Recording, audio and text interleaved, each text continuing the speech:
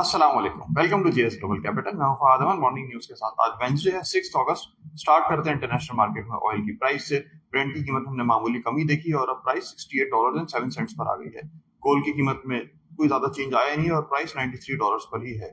International markets की बात करें तो ओवरनाइट वॉल स्ट्रीट में एक नेगेटिव ट्रेंड रहा था, जिसमें डाउ जोन्स माइनस था 0.14%, एस&पी माइनस था 0.49% और नेस्डैक भी 0.65% माइनस रहा था। लेकिन हम देख रहे हैं रीजनल मार्केट्स में पॉजिटिव सेंटिमेंट कंटिन्यू कर रहा है और इस वक्त भी तमाम रीजनल मार्केट्स पॉजिटिव ही ट्रेड कर रही हैं।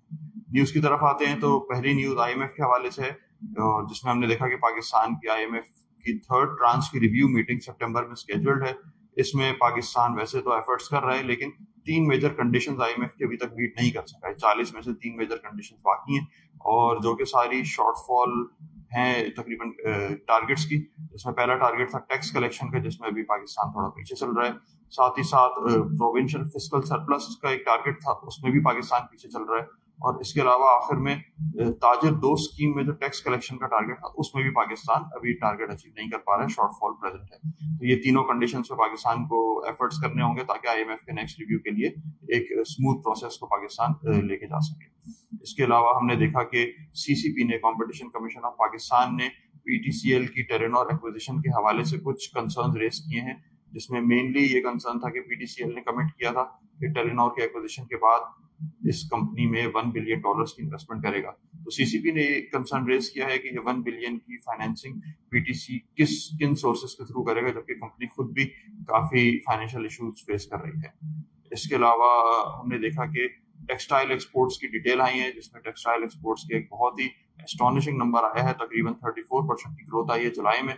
और इसका मेन रीजन जो कि एनालाइज हुआ है वो ये नजर आता है कि यूएस टैरिफ की जो इम्प्लीमेंटेशन है उससे पहले प्री बुकिंग हो रही है एडवांस ऑर्डर्स की।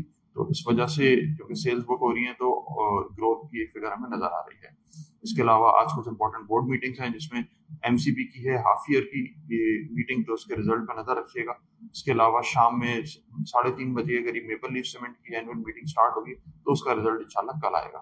अगर हम मार्केट को देखें तो कल मार्केट ने एक दफा फिर रिकॉर्ड क्लोजिंग पोस्ट की थी, तकरीबन 1,43,000 के ऊपर क्लोज हुई थी मार्केट, 985 पॉइंट्स पॉजिटिव।